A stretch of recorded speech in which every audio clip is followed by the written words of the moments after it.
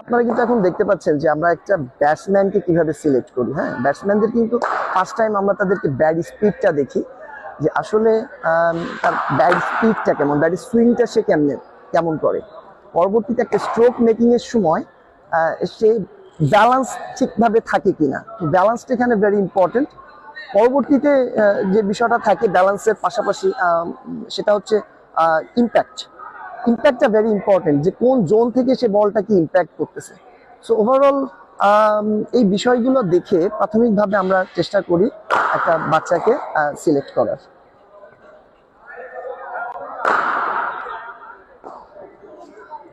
তো আপনারা দেখলেন কিন্তু যে আমরা কিন্তু কিভাবে প্রাথমিকভাবে চেষ্টা করি একটা বাচ্চাকে সিলেক্ট করার। তার ব্যাট স্পিড, তার ব্যালেন্স, তার ব্যাট সুইং এবং টাইমিং এর উপরে ডিপেন্ড করে আমরা প্রাথমিক পর্যায়ে ব্যাটসম্যানদেরকে আমরা সিলেক্ট করতেছি।